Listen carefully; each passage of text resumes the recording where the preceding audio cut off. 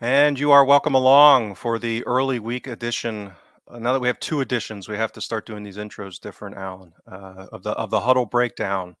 Uh, James here with Alan, per our recent adoption of different formatting. Enda will be joining us hopefully later in the week as we'll have a lot to talk about later in the week, Alan. So we're gonna keep this one a little lighter. Look back on the St. Johnston. Um, let's call it an autopsy, I guess maybe. On that game, which Can you was a can you can you can you perform an autopsy on a rotten yeah, fly-eaten corpse? yeah, not the greatest Not long to go work on. of art in football history. But yeah, later in the week we'll talk about the Derby had what we have at that time. We'll probably record Friday, so the window won't be quite done. We'll see if there's more activity. We'll touch on some of that today, and obviously we'll have the Champions League. Speaking of something we might not be that excited about, getting whatever pick, seeing what the draw is on Thursday. So we'll have those to address with Enda hopefully on Hurrah! yeah on Friday. Um, so y- so before we went live, you and I were just discussing a little bit about trying to get people to not jump off the cliff, maybe walk back from the ledge a little bit. The responses to the Mm. weekend were understandably a bit rash, I would say, um, but understandably. Again, St. Johnston are dreadful. They had just lost to Sterling Albion, I think, Albion 4-0 not too long ago, and I think a lot of people have them kind of earmarked as potential relegation fodder. So to lose them at home, or not lose, it's effectively a loss, I think, mentally for most of us. But to draw with them at home uh, makes sense that people would react the way that they have, particularly with the recent loss to Killy and things not getting off to a rip snorting start in Rogers 2.0. But our discussion was, you know what, in the broader scheme of things, it wasn't good by any means, but we see these kind of performances even when things are chugging along. So I just wanted to bring up one. Last season, we happened to win 2-0 at McDermott Park, a shared opponent, different site, yes, but um, where, if you look at like shots and possession and, all that, XG was comparable to the weekend. It's just their keeper had a pretty good game. And we didn't finish very well. So that's when you have a bad day, you're not performing that well. Those are the kind of things that can, change what would have been a tight win into, a draw that makes people want to jump off a cliff. Yeah, listen. Okay, so take a step back for a second. If we just look at the kind of the data from it, we'll get into the actual game, obviously. But if you just look at the data on it, now listen, a lot of the commercial data vendors had Celtic about one goal, plus on XG. The model I've used for years, which is at least consistent, whether you like it or not, it's consistent over seasons, apples with apples, and all that. I had us over kind of 2 XG, which we've been nearly 3 XG in each league game so far, right? Kilmarnock was obviously disappointing, very disappointing. Um, and again, like you said, we had 48 possessions in the box to their 6. The packing scores were very much in our favour, etc. Yeah, the shooting was poor. Only 5 shots on target from 21 was a bit disappointing, and their goalkeeper absolutely, made 2 or 3 absolutely brilliant saves. So all that being said, it's a game that Celtic should have won. Really, they really should have won. Okay, but I think what for me was disappointing was that, especially in that first half, probably should have been 1 or 2-0. The disappointing thing for me is that the longer the game went on, the worse it got, and that was very much the case at Kilmarnock as well. And that's what is worrying me. So we talked last season a lot about the substitutes changing the game, and you looked at the bench that we had, and then you looked at the back five that finished the game. That back five: Hart, Ralston, Lagerbill, Scales, and Bernabe. I mean, you'd never expect to see that back five as your start point to be chasing chasing a game. We've probably at best got 4 or 5 players on that field that you would count in our first 11. You know, last season we were able to pretty much change like for like in terms of substitutes and steamroller teams in the last 20, 30 minutes, even if it had been a struggle up until the 60-minute mark. The subs coming on, very little, very slight, if any, drop in quality, and then a refresh in intensity in attacking areas. And we'd finish teams off quite easily. And actually, St Johnstone had the best chances in the last sort of 15 minutes, and had all their chances in the last 15 minutes. And it was Celtic that really created not very much in that time. And that to me is the most disappointing bit, because it looks like there just isn't the depth there. We accept that we've got a lot of injuries at the moment. We accept we've lost players, we've not yet replaced them, which we'll come on to. But it just looks like the depth simply isn't there. There's a lot of things. Listen, there's a lot of things that go into this. There's things that we know that from what we've seen, right? We know that the goalkeeper is another year older, and without doubt is slower. He's been very solid the last 2 games. Let's be honest about that. There's been no howlers. He actually made a good save on Saturday. But honestly, before that, in the first 2 games, every shot on target went in. Right, so we've got a goalkeeper that's regressing. Callum McGregor in that game against Johnstone he's visibly slower, both in recovery, but also when the ball comes to him, he's just not his agility, his ability to control the ball. If you notice a few times, he was juggling with it quite badly to get it under control. There's a couple of times he tried to get away from players and he couldn't. Now Phillips, their sort of number 6, he had a very good game. He was excellent, and he forced a number of turnovers. Very physical. Yep. Yep. Yeah, very physical player, and he did a great job. But there's no doubt there's regression there in 2 key players through the spine of the team, and then you add in the fact that none of your defenders that you'd have as first picks were on the field, and we've obviously lost Jota. So yeah, listen. Having said all that, is it a team that should beat St Johnstone? Yes, it is. Did they put up the performance that should have beat St Johnstone? By the numbers, yes. I know it wasn't pretty. I know, again, it didn't look like it was flowing. It didn't look like it was sort of that intense relentlessness. But nevertheless, having said all that, we still created more than enough chances. So, is that on Rodgers? I don't think so. I really don't. I don't think it's down to him. We've got all these injuries, and that this is what he came out quite openly and said, I don't, there isn't enough quality on the field. I mean, that's pretty damning, actually. But he Well, did say that. yeah. When you compared that back five and said that you wouldn't expect that. You might have expected it. Unless you're playing Stirling Albion in the cup at home, you would never Well, expect to see no, that back five, right? or an early Champions League qualifier at Celtic 5 years ago. Oh yeah, I would expect that. Absolutely, yeah. Under his first tenure, maybe against the Red Imps, that's the kind of back five that we might have seen. But yeah, I take your point and largely agree with you. I guess the thing. So there's a couple of things. 100%. It's a game we still should have won, could have won. Still relatively dominant in it, but that also speaks to just, I mean, at home playing this dreadfully with all of the injuries, players that really are miscast. Liam Scales is not a ball playing center back under any circumstances. And I can get into that when or we can discuss that in a little bit, probably discuss it more later in the week, depending on what goes on with the transfer window heading into the weekend. But so all of these things stacked up. I actually had a back and forth with one of the St. Johnston analytics accounts that I follow on Twitter that I've had a good back and forth with over the years, and I tweeted him. I'm like, what the hell is McLean doing? They had 4 set pieces, including 2 kind of angled throw-ins that easily perfect areas for a long throw-in into our box. I'm like, how are they not throwing the ball into our box? We have virginal center back pairing, and new to the one new to the club and the other one not up to the level, and a team that is notoriously small, bad in the air.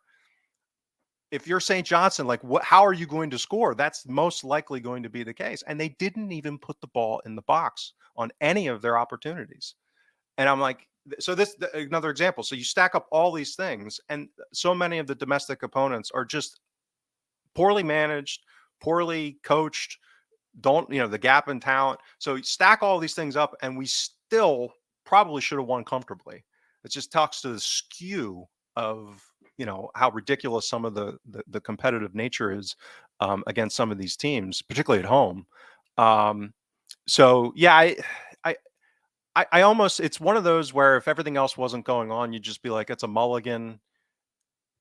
Almost who cares? And in the arc of the total season and what we expect to be with players coming in and out and recovering from injury and hopefully an active transfer window here in the last week, it's like looking back to that 1-1 draw against Dundee United early in Ange's tenure, where again, just one of those days, like we had, I think, like 25 shots, and it was just, you drop points at times, and more so than not domestically, unless it's against Rangers, it's usually some kind of iteration of that where you just have horrible finishing or a keeper that stands on their head or some combination of the two. So yeah, I think it's more so the contextual aspect of all of this, which is makes it feel a lot worse than it probably should. It's on the back of a terrible performance. That's the Yeah, other thing that's disappointing. Yeah, so that you yeah. don't see the reaction that you were hoping for. Well, and And and so this, maybe this is a good segue, because do we want to beat that dead horse anymore? That carcass and autopsy. I was going to try and pull out some of the positives if we Please, can. yes. Then go ahead and There's a, do that yeah, before we transition. there's a couple of things. So, I mean, I suppose Yang really, Yang was to me was a real positive. So, um, written about him today, so fresh in my head. But the reason why was he a positive?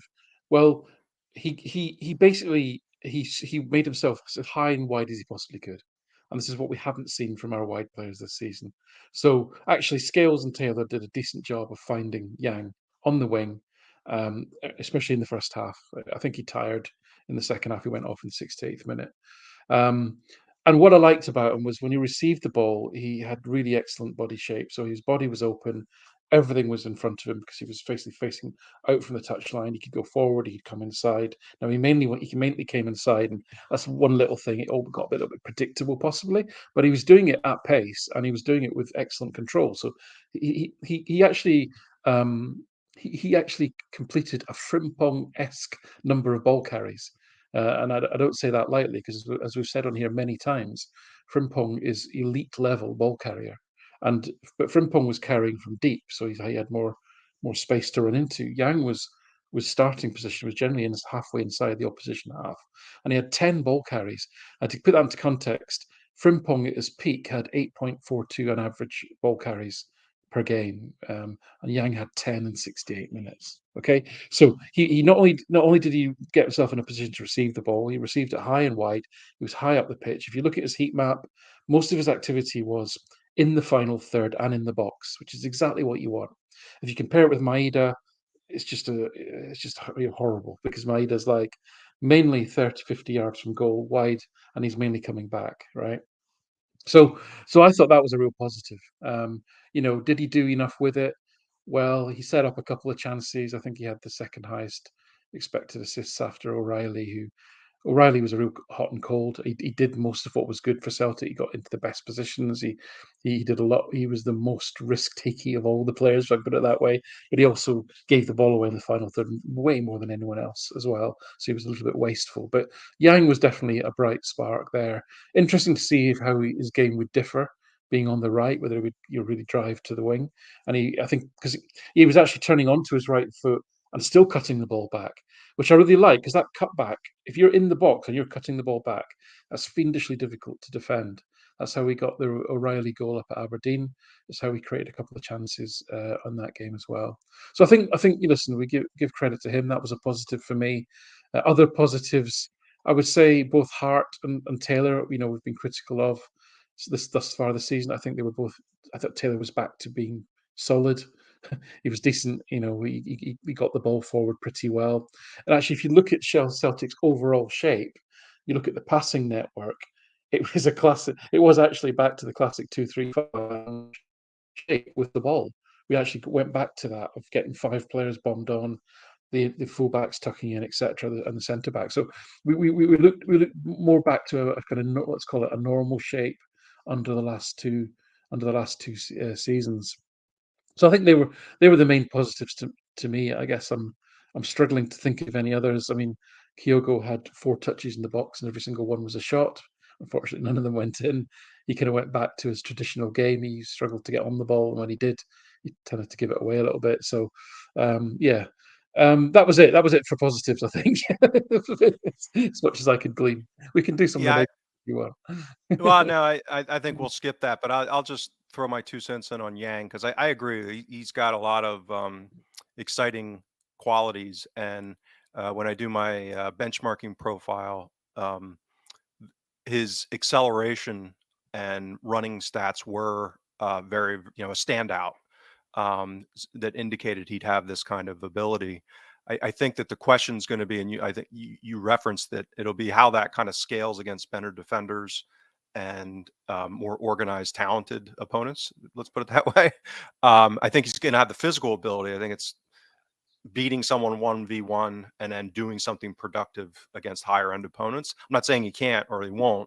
It's just that his metrics that would suggest that that's a strength weren't really indicative of that. So maybe he can grow into that. And as we say, and I've been critical, you can't teach pace. So it's good to start with someone that's really, really fast and on an applied basis, meaning he's able to do it with the ball.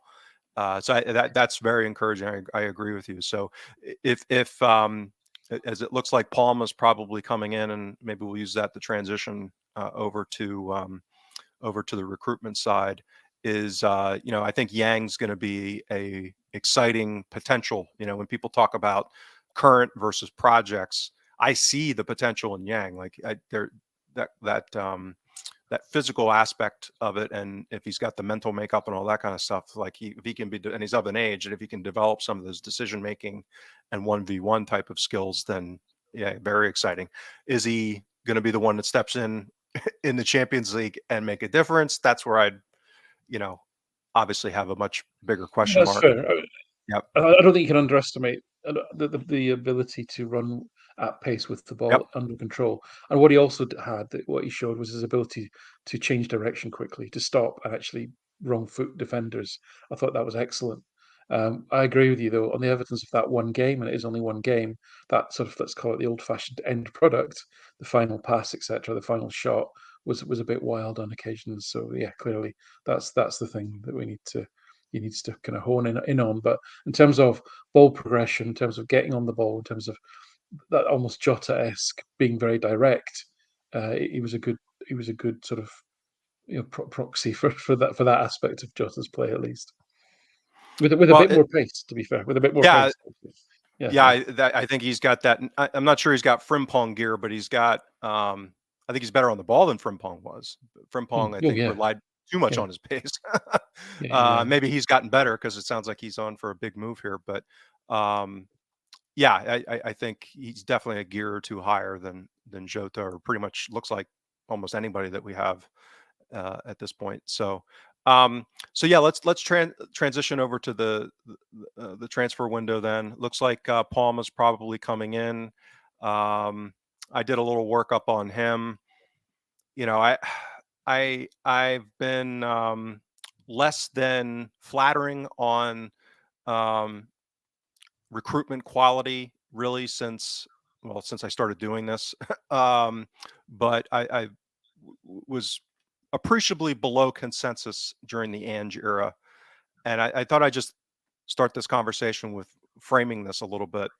One of the things that I was critical of to begin with, and only willing to push so far, because at some point you don't want to question someone's authenticity, particularly when they're the manager of the team that you root for. Uh, and latently, there was some reporting and some talk and some ITK type stuff that I'd heard that Ange was not as thrilled, particularly with the first window, as he made publicly. Right. So he would say, "This is my signing. This is my signing." I think and it's easier to say now, I think what we've found out in the last 4 months with Ange is that he was kind of what I thought he was all along, which is a very talented, different version of Brendan Rodgers. I mean, and I joked on the prior episode that, it's always kind of a red flag when someone writes a book about themselves, um, in this kind of industry, that you might be dealing with a persona, um, and someone that's very ambitious and concerned about their priorities. And if you look at Ange's time at Celtic, he basically did what he needed to do to get him to where he wanted to go. And fair dues to him, he's done it, and he's a very talented, smart guy. But you're not going. You couldn't have convinced me back then, and you're not going to convince me now that he wasn't full of what when he said that James McCarthy, that Joe Hart, and a lot of these other signings were actually players that he would want, if it was up to him. And that goes back to, where are we really at? Because this is something that we've talked about constantly for 2 years. About, it's great. Ange is wonderful. He seems a very gifted person. We all enjoyed his time at the club, but what happens when he leaves? And that's where we're at now, obviously, but it also brings into question, how good has recruitment been? What's the infrastructure? Who's the decision makers? How good are they at their jobs? Um, and we have a week left here. There needs to be a lot of progress made, and hopefully it'll still happen. We've been preaching patience for the last month on this show, with the increasing dial of anxiety cranking up. Um, I don't, Palma kind of fits with, in my judgment. Again, it could be wrong. I'm just expressing my analysis and opinion. I hope I'm wrong. Is he looks like a good, decent player, but not a needle mover from what I can tell. Um, so, what are your thoughts on how things have been going, and what's your relative level of optimism as we head into the last few days here? Yeah, we've been preaching patience and sort of feel like we ought to eat our own dog food in that respect. But I have to say, listen, trying to be evidence-based, okay, and opinion shifts along with the evidence. It's taken, I don't know how many days is it since we kind of made contact or reached agreement on Palmer? You sort of think if that's how we're doing business, then we're not going to sign anyone else. It would be the logical thing to say. No, listen. In reality, we know that, especially if you're looking for talented players are going to have lots of options, right? And they're going to wait for each of those options to play out before they make a decision. By the end of the window, you know, as we know, both Carter Vickers and Jota, neither of whom any of us had heard of, okay, arrived pretty much on the last day of the transfer window on a loan to buy basis. And the similar thing might happen this season. We've got to accept that fact because, again, talented players will wait and see what all their options are. So let's not discount that happening. But again, my understanding, let me put it that way, is that Rodgers wanted a goalkeeper, a left back, a centre back, and a box to box midfielder. He then needed to get a winger when Jota left. So let's look at the positives. I think we brought in two centre backs. We lost Starfelt, so we brought in two. And as far as Rodgers is concerned, he's happy with Welsh as his number four, if you like. Welsh signed a new contract, then immediately got badly injured. It's just unlucky, right? I like the look of Lagerbill, by the way, was another real positive for me from from Saturday. I thought he was really aggressive in his passing. I thought his defending was tidy and competent, much as he had to do. Um, and Nawrocki, for as much as we've seen, looks a very kind of solid, sensible, organised defender. So all good on that respect. So no issues with that. So where are we? We're 3 days left, right? Goalkeeper, left back, box to box, midfielder, and it looks like Jota's being replaced by. Let's not call them projects because they're players that have achieved things in their own level, but you know, there's still a lot to prove in terms of can they stand up to the bigger games in Scotland? Can they stand up to Champions League level, etc. So all that together makes me, a little bit concerned because I just don't think there's the time. If to do the deals that I think we need to do to make us not weaker than when we started. That's always the best, isn't it? Are you stronger than when you started at the beginning of the window? And unless we don't get those positions, I don't see that we're stronger, frankly. And Yeah. I just think we're running out of time. Now, again, not panicking. There's still time, but again, in my experience, when you're looking for a certain position, names find a way, like water, they find a way to percolate and rise up into the public consciousness, right? You know, the Tierney interest was a real thing. The only other left back that's percolated into the public consciousness has been Merlin at Nantes, and even that seemed like a keeping tabs on type situation. So, is anything happening there? You know, the goalkeeper, there was a lot of chat about Livakovic that went on for months. Wait until they were out of the Champions League, and then he immediately went to Fenerbahce. No other goalkeeper's been mentioned. No other goalkeeper's name has bubbled up into the public consciousness. Now, that is not to say that for once, you know, that Celtic are doing an absolutely brilliant job of keeping all contact, all negotiations, all interest under wraps, and none of the involved parties, agents, scouts, other clubs have said a peep about it to anybody in any country. You know, that all may be true, but it's unlikely, and history suggests that isn't the case. So I'm concerned that there's just a lack of any sort of noise, really, or chatter, or anything about these key positions. You know, there's a bit of noise about another striker, who again seems like a good young prospect, but very expensive. Goalkeeper, left back, box to box midfielder. To me, these are mission critical. These are Right. mission critical, and I see Right. no evidence of any progress on filling those three positions, and that to me would be horrendous. Yeah. The one thing that we have heard bubble up, and it again, it doesn't. Maybe the second wave sounded more, and again, we're speculating here, which is obviously all we can do. We hear certain things like a lot of people, I'm sure, but um, you know, it seemed like couple weeks back, maybe there was the percolation, almost like the club was trying to get out ahead of a narrative on Hatate being extended a contract, which again, why that story would have come out when it did. He still has 3 years left. That's why I was skeptical, as far as motives, like who's doing this and why. It probably wasn't Hatate's agent at that point. That wouldn't make sense. Um, and at least it wouldn't to me. Now maybe, again, there's more kind of bubbling up about that and rejecting it and maybe wanting to see what goes on after. There's talk of interest from different markets. I think I saw France, maybe, club in France or in England. And so this goes back to one of my bugaboos and one of the reasons why I've been very concerned that Ange was masking a lot of structural issues.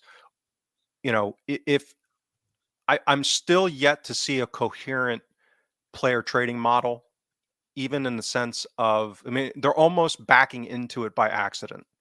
Let me explain what I mean by that. Is that a coherent model would have had one, probably two, even three of these young players targeted to sell this summer proactively, and to maybe do it in a way that a lot of clubs are doing, which is late in the window, right? That's when you typically extract more money, unless there's a real desperate buyer early in the window. So it should have been, either O'Reilly, Hatate, Abada, Jota. I don't think, from what I've been able to read, and again, maybe I'm wrong, but from what I'm reading, what I'm hearing, the ITKs I have some relationships with, didn't seem to be like any of those players were pipelined in a proactive way to be sold. That's not a player trading model. That's Saudi Arabia happened to be going on this berserk spree and sprayed 25 million pounds at Celtic, and we said, "Oh," and Jota said, "Holy crap, I'm getting 200 grand a week if I go." Um, that's not being proactive. So the problem with that is not only from a model perspective. At what point does Celtic? I have no idea on this. I don't know any agents. I don't know anyone that knows agents. But if I put myself in an agent's shoes, it's kind of like when I did going into the 10 in a row season. If I was Edouard's agent and Celtic gets knocked out of the Champions League, I want him out of there ASAP, like yesterday, because he's done his 2 years. That's when he should be going, right? And he wasn't. And Chan wasn't sold when he should have been. So you have a bunch of a chronic timeline here of players that go to Celtic and do not get sold when they should have. I have no idea whether they get promised or told. Promise would be too strong a word, but whether there's some kind of understanding that, well, you come to Celtic, you get a year, 1 to 3 seasons, or ideally 2, and then we're going to move you on. Like, we're the conduit to the champions, or to the Premier League, or some of the big 5 leagues. That is a model. It makes sense. We're not doing it. So if I'm an agent trying to place my young talented player who's maybe a excess to spare parts at Man City, or spare parts at Benfica, or some of these other clubs, why am I choosing Celtic as my destination to place my young talent? Because in my self-interest as an agent, I want to take care of them. Okay, yeah, but I want to make money. And that, for me to make money, that's got to be done in a way of a conveyor belt of moving talent when it should get moved to the big leagues. And I think there's a reasonable case to be made that Celtic haven't been delivering that. Yeah, I think that's fair, and I think as supporters, we still, I think, and I'll include myself in this to some extent. We're still, beholden to the model that says, you remember the team that you grew up with. So for me, it'd be like, that you could name the team, Provan, McLeod, Burns, McAvenny, etc., because they were there. They were there for years. Yeah. A lot of them were Pre there for many, many years, and we loved that. We loved that as fans. They were guys that many of them were kind of local, or many of them had some history with the club, and they stayed there for years. And this notion that, like you say, you almost, but it has to be that way. I know these days are gone. It has to be that way, like you say. You have to bring people in on the understanding. If that, do well for us, we'll do well for you. It's as simple as that, right? It's a, you're not going to, we don't expect you to be here for 10 years. If you're here for 10 years, you're probably the number 3 goalkeeper, right? It's like, that's not what we want. We want you to Something be, went we want you badly to score, wrong if they're here yeah, that long. yeah, we Yeah. want you to score 30 goals a season, and then we go for a ridiculous amount of money, and then we'll be able to afford 2 versions of you, you know, uh, how you were 2 years ago, type of thing. So absolutely, no, I'm 100%. The problem is, there's no, again, I came back to, there's no kind of credible benchmark in Scotland. So we look great in Scotland, but that's just, if that's your horizon, if that's all you can see, then you're myopic. You need to look at what some of these clubs in Europe are doing.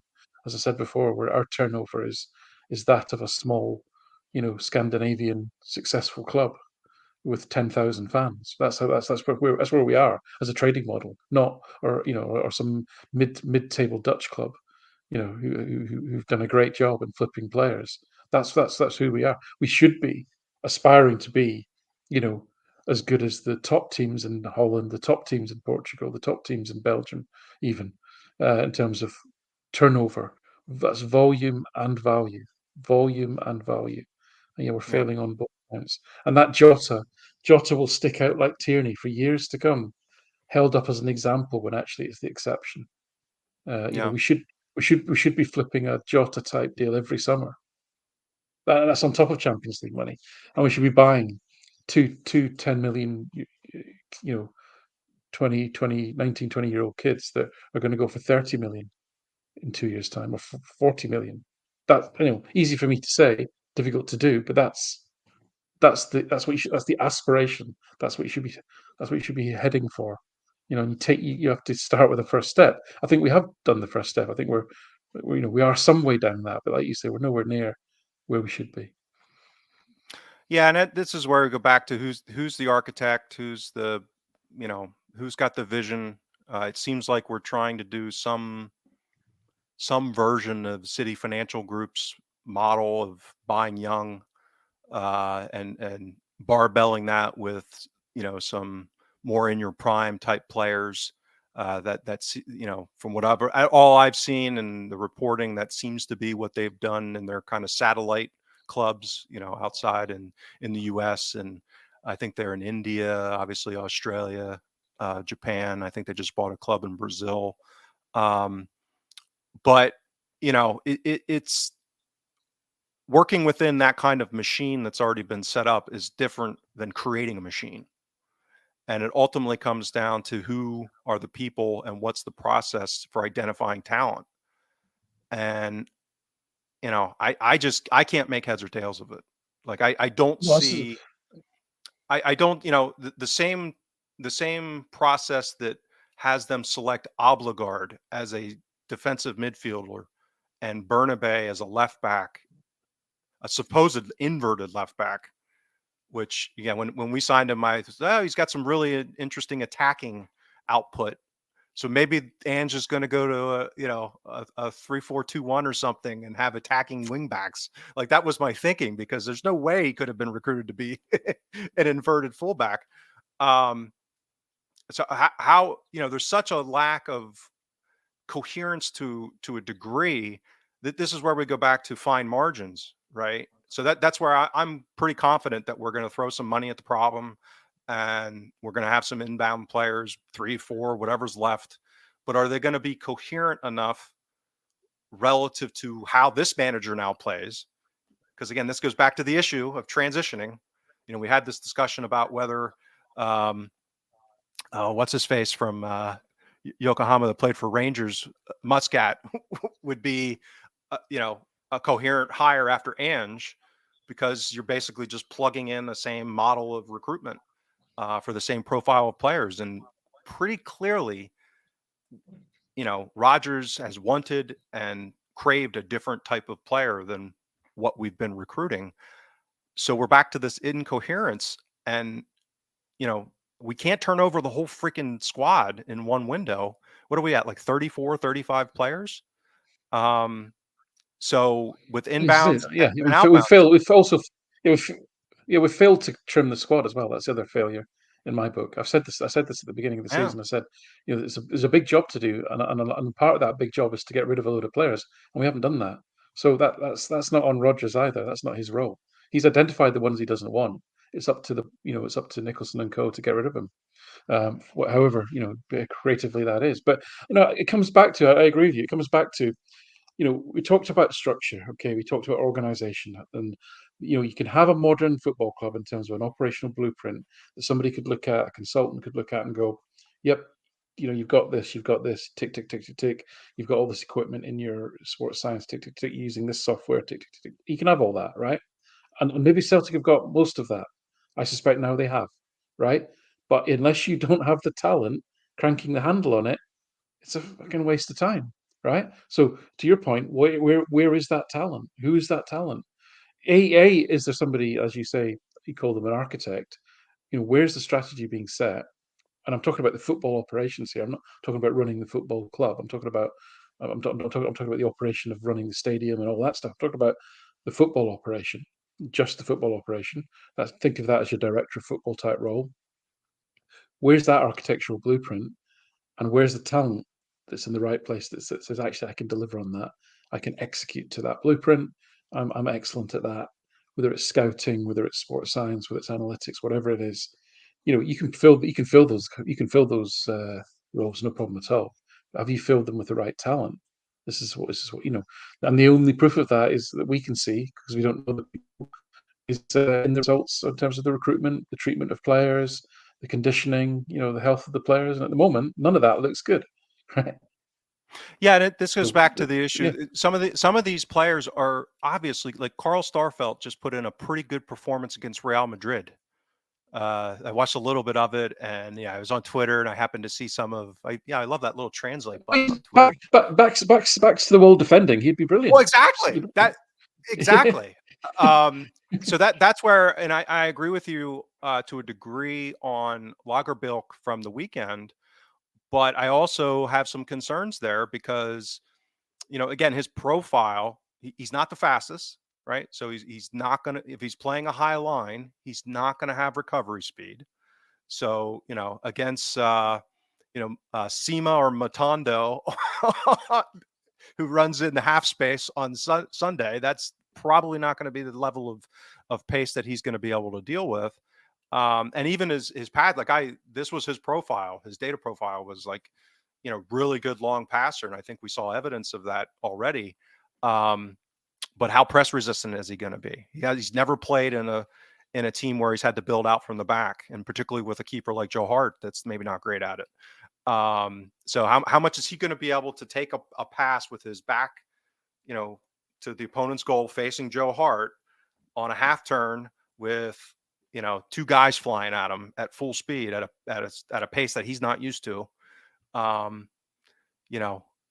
above and beyond the fact that just by definition, you can be a really good long passer as a center back, and you're still going to have a lot of those not work just because of how risky they are. And again, this goes back to issues about transition and our issues in midfield. So it's all these things kind of interconnect. So I see like a lot of great aspects to him, but how does it fit very specifically within the situation that we have, particularly if he's going to be thrown in as a starter, which is a different calculus than I don't think the intent was that. But this goes back to the layering of risk factors and injuries, and we flogged that earlier in the window Yeah, too. So yeah. How far do you want to go? Are you going to start with potentially Ralston, I, Lagerbill, Scales, and Taylor? I mean, I don't even know where you start with that in terms of yeah, you want to layer in risk factors, pace being the well, least of your worries. so you'll appreciate this stat because I looked it up. So I have kept tabs on Scales just because of Enda's love and just out of curiosity to see how he would do at Aberdeen. And there's this narrative, I think, that he had a really good season at Aberdeen. And then I look at his profile from the season, and I have a hard time finding that. And with about half the involvement on the ball as Starfelt, he had the same error rate.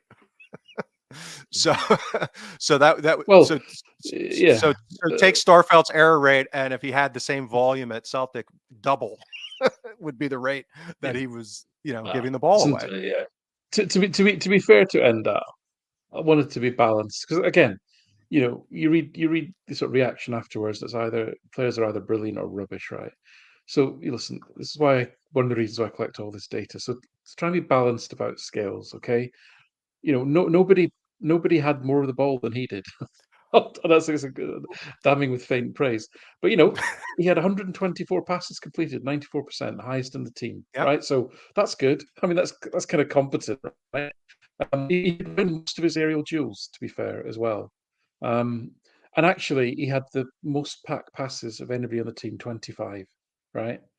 Yep. The next highest was 15, but the problem is that Lagerbielke was next highest. He had 10 less pack passes, but he had the same packing score, meaning Scales's pack passes were pretty safe. They were taking out the front two, essentially. Yep. Whereas Lagerbielke was fizzing the ball into O'Reilly at the edge of the box. And like you say, not some of them didn't come off, but some of them did, right? And so they were pretty effective passes. The real problem, of course, for Scales was so that was so listen, 95, 98% of what Scales did on the pitch was absolutely competent. No problem with it at all. Some of it was decent and a bit better than that. He had three bits of what I call sort of reactive defending to do in the second half, and he butchered every single one of them. And one of them led to their best chance with a shot that Hart instinctively saved. Fair play. Yep.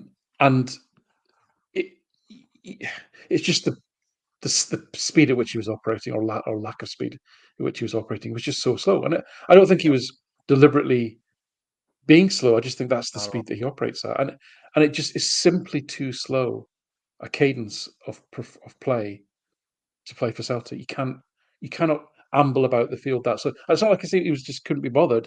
If that's the speed he operates at, that's fair enough. It simply isn't fast enough. And like you say, when St Johnstone weren't a pressing team, they weren't putting him when they Right. did put him under pressure in the second half, and he was having to deal with long high balls, and they went over his shoulder. He lost all three, right? So that is just it's just not good enough. And I'm sorry, Enda, but it's just not good enough. Well, And I think most people, yeah, yeah. yeah, that's why I brought up that stat is because, under a pressure cooker of being pressed, um, and I suspect, I mean, if I'm Rangers playing, we'll talk about this more later in the week, but if I'm Rangers playing at Ibrox against this Celtic iteration, I'm pressing as crazy as I can forward. I mean, I'm trying to squeeze the game as much as possible forward. So the idea of them having 6 guys or 7 guys around our box with that triangle trying to play out from the back of Lagerbill and Scales and Hart. It's alarming, I guess. Hopefully we go long is kind of what I'm getting at. But yeah, I root for him. He's somebody I want to do well, but Mm. this is why we go back to the trying to stick with things that can be a little more objective, because when you're inclined to root for somebody, sometimes you miss some of the obviousness. And yeah, I agree. I'm not even sure he's an Aberdeen level defender. Is kind of what I'm getting at. Um, Yeah, and, sadly. in fairness to him, they moved him around a little bit. It seems like he did a little better when he was the left center back in a back three, so that might fit him better. Mm, Um, but mm. playing I in a think back so. four at Celtic is a completely different animal. Mm. And God help us all if it's in the Champions League. But we'll leave it there for the week. Anything else you wanted to touch on before we? There's still hope, I guess. Is that's we're the clock Of is course, ticking. always, Yes, always, always. we haven't given up on hope. Maybe there's some last minute deals that come off and some quality talent identification that's been pipelined. Um, we can hope for that. Maybe we'll get 6 in. We'll get maybe Santa Claus shows up and we get 6 in. Well, I think Rodgers is going to be pretty upset if we don't get the minimum that I mentioned. I can't see anything otherwise. Yeah, So anyway, listen, let's pick it up on Friday when we go through that, yeah, and then we'll go through the Derby stuff, and no doubt by then we'll be having to try and push back the wave of rampant optimism from the other side of the city. I'm sure. right.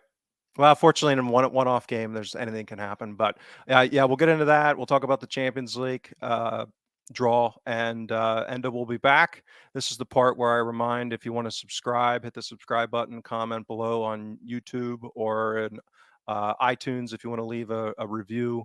Spotify, follow us there. However you get your podcast, we appreciate the support, and we will be back later in the week.